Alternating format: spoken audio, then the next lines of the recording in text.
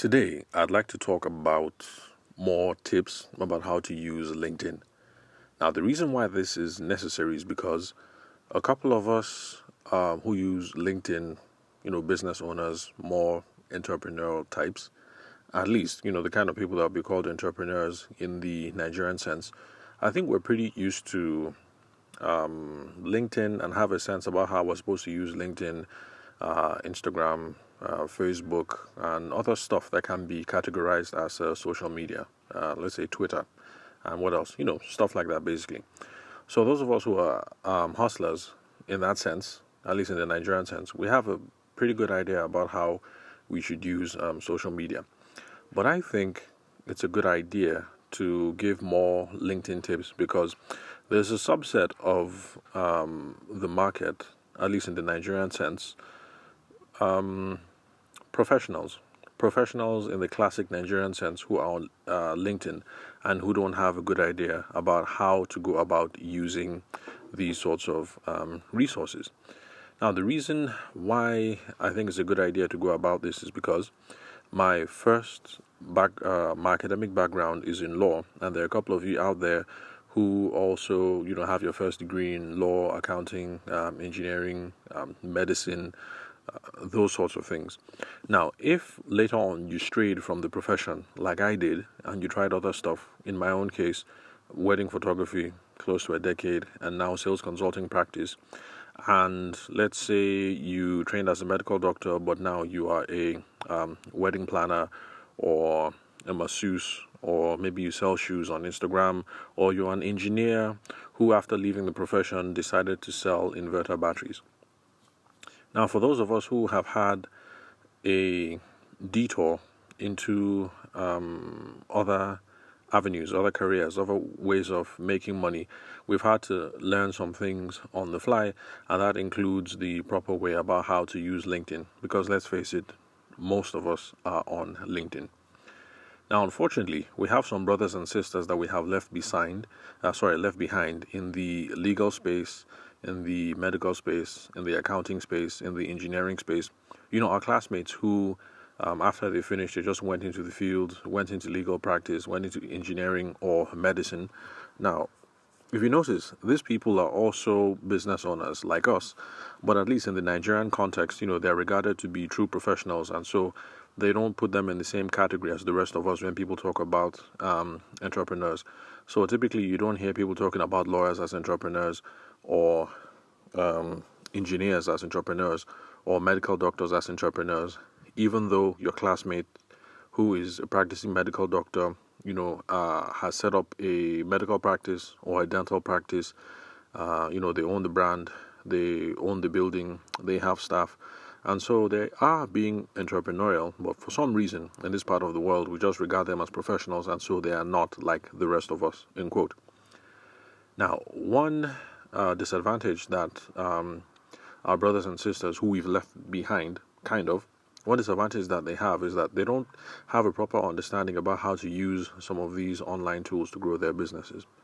So you have lots of lawyers, accountants, dentists, engineers, what else? Architects who are on LinkedIn and who don't know how to use LinkedIn. So they know that they're there because we're supposed to grow our professional networks and our business networks, but they don't know how to effectively use it for that purpose. Now, how do I know that I don't know how to do it? It's because I've found something really common when I reach out to past classmates, or maybe people who find some of the material and then they reach out to me to holler, or like when I started up Aberdeen Business Consulting and people reached out to say congratulations. Now, I would be a hypocrite if I engage with people without using the principles that I speak about here on the podcast, and so I try to engage everyone in a conversation. I'm not asking you to do the same. We all have different philosophies about business, but I believe that engaging with your audience, especially in the early days, is a very good thing to do before you become a superstar and ultra busy, because that gives you a sense about who your market is and the best way to engage with them. So that way your future sales efforts and your marketing efforts are going to be on point, because you already have a really intimate knowledge of who your audience is. So right now, until I become a superstar, I'm currently engaging with every single person. And this is not novel because other people have done it as well. The people behind Y Combinator, I think Y Combinator, that's the incubator program that Airbnb came through. One of their founders, that's the founder of the Y Combinator, is always talking about how in the early days you should engage with your audience, because while you are young, while you are small, that is the only time that you're going to get the opportunity to get to know them intimately. Who are they? What are they about? What problems are they trying to solve? And what visions are they trying to achieve? And that is where our brothers and sisters who we've left behind, the professionals in quote, this is where they fall short. They don't know how to use these resources to engage. At best, they keep on promoting on the timeline. Like they might promote, congratulations, I just got elevated to the rank of SAN, or congratulations, I just got this certification, congratulations, sorry, no, not congratulations, what's the word? No, not congratulations, gosh. Anyway, but those posts that they put up to say, I just got elevated to this, I just got this award, I just got that award, and then they leave it that way. And then you like, you share, you comment, and then there's little or no engagement on their own end. But that is not the thing that made me think about our brothers and sisters who we've left behind. Now, what made me think about them is that after I set up Aberdeen Business Consulting, someone reached out. Well, several people reached out actually to say congratulations, and I've already made a podcast episode about why it's not a good idea to use those defaults that LinkedIn has, or all the other social media handles, social media outlets have, because LinkedIn, what else? Instagram, okay, Google does it in mail, where they have these suggested responses. Sometimes they're just one-liners, so congratulations, something like that. And in the LinkedIn case, I made a podcast episode about how it wasn't a good idea because, let's say 100 people reached out and they just used the prompt. You open your inbox like I did, and you will just have 100 messages, just one word only: congratulations, congratulations, congratulations, congratulations. And of course, nobody is going to stand out in a sea of congratulations. And the whole point of trying to say congratulations, I think, is to initiate a relationship and to stand out in some way. But if I open my inbox and then there's a sea of 300, 400 congratulations, nothing more, I'm not going to read anything. I'm not even going to skim. It'll just be push, push, push, push, push, push, push, and that's slide up, push the messages, and then the one that looks like somebody reached out to me in particular or said something different, then I might engage with that. I'm not even going to delete, because for Instagram anyway, on the web app, trying to delete messages is too much of a hassle. I can't just click on select all, then unselect the ones I want to keep, and then delete the rest. So I don't even bother deleting anymore. So that's why it's not a good idea. So where was I? Okay, yes. So it's not a good idea to use those prompts there. Do something much more personalized. Now, there was someone I decided to engage in conversation anyway, and I commented that it looked like we were in a similar line of business, because he's an affiliate manager, an affiliate or retention manager, and because I'm into sales, I recognize those terms. So I try to engage in conversation because, like I said, I like to know who's out there. I like to know who my audience is and people who are reaching out to me and who consume my material, and people who are keeping abreast of what it is that I'm up to. So I reached out to him. In summary, I'm like, hey, thanks for the congratulations. It looks like we're in a similar line of business. And then the person responds, definitely. One word. Okay. I was expecting that for someone who's a sales professional, he might have used that opportunity to talk a little bit about himself, or maybe distinguish to show how actually we're not in the same line of business, because in a way we're not. Because affiliate and working with affiliates and trying to cure retention are subsets within sales. So you could, we're in a similar line of business, but not necessarily. But he just responded, definitely. So after looking at the profile, I made some more comments about how they use affiliates to grow their business, and then his response was, yes, nothing else.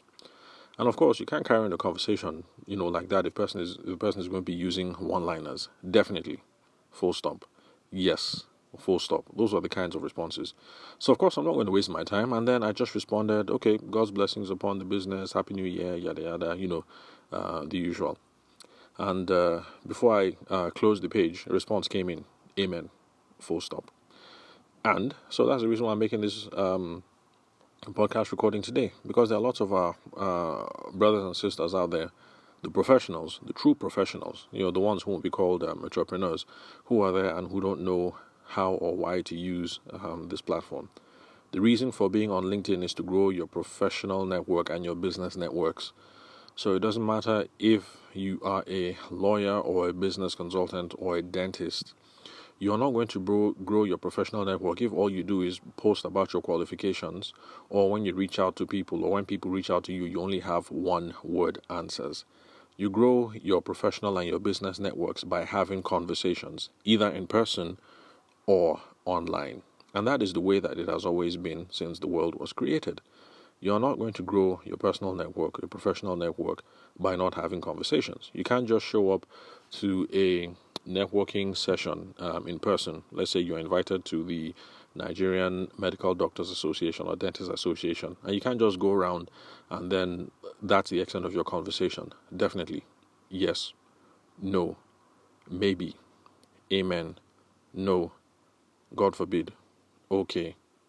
You can't just have one-word conversations. So, engage in a conversation when you are on LinkedIn. One-word responses are not going to cut it. If you don't know how to engage in questions, then it's a good thing that engage in conversations. It's a good thing that you found the podcast, because that's stuff that we talk about a lot over here. Ask questions. That is how you grow conversations. You ask questions of the other person. They're going to talk a little bit about themselves. Eventually, you're going to see that you guys have some things in common. And then you talk a little bit about yourself. And that's how it works. If you want more details about the dynamics of this, then hang on over here on the podcast. These are the sorts of things that we talk about, and these are the sorts of things that I talk about on the Instagram handle at Sales Conversations, and then also at my blog, which is tavishima.blogspot.com. So these are the sorts of things that we talk about. So if you have no idea how to carry on professional and business conversations, maybe even personal conversations, hang around.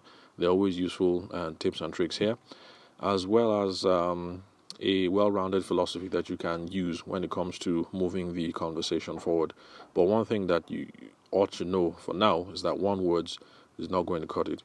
So even if your answer is definitely, we're in the same line of business, your response should be definitely, and then you say one or two things that shows some accord, and then you ask the other person a question to which they're going to respond. So yes, definitely we're in the same line of business, because retention is absolutely essential to growing sales. Wouldn't you agree? That's a question. And then the other person is going to have to respond. Or you can say, definitely, I got into sales because of blah, blah, blah, blah, blah. How did you get into sales? A question. And then the other person is going to have to respond. And then for the other thing, about using affiliates to grow the business. Oh yes, we found that for the Nigerian market, so and so organization, the affiliate strategy works the best, because it provides us this kind of returns on the money that we spend, or returns on our advertising. What about you? How are you growing your business? And then the other person will get to respond, and then you get a conversation going. So if you take any of these sorts of avenues, after you exchange a couple of messages, you get to know who this person is, what they're about, what their vision is, what they're aiming for, and then you're going to be able to get a sense of whether this person is worth continuing a further conversation with.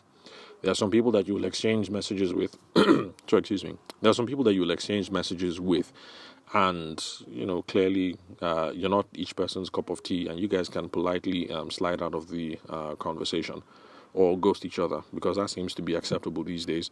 Although I don't think it's a very gentlemanly or business. I don't think that's good business etiquette, ghosting anyway. But I'm just saying that if it doesn't look like you guys are gelling, you can. There are ways that you can exit the conversation.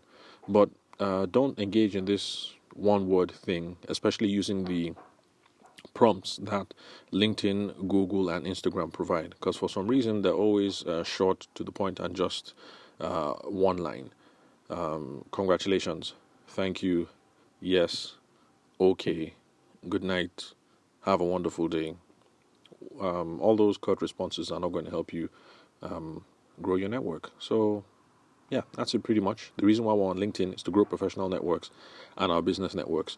So, for those of you who are not considered hustlers, you accountants, dentists, medical doctors, engineers, architects, who else?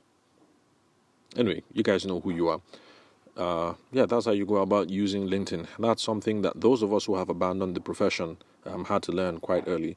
That, hustle sounds like a dirty word, but yeah, at the end of the day, it is some kind of hustle, because we are trying to get ourselves out there into the market, getting people to know us, what it is that we do, and how it is that we can help other people grow and thrive. So that's it pretty much for today. So thank you very much for listening to the Sales for the Nigerian Wedding Industry podcast. I'm your host, Abuja-based business consultant, sales consultant actually, and event media professional, Tavishima Ayede. Thank you very much for your time and attention. I'll catch you guys at the next recording.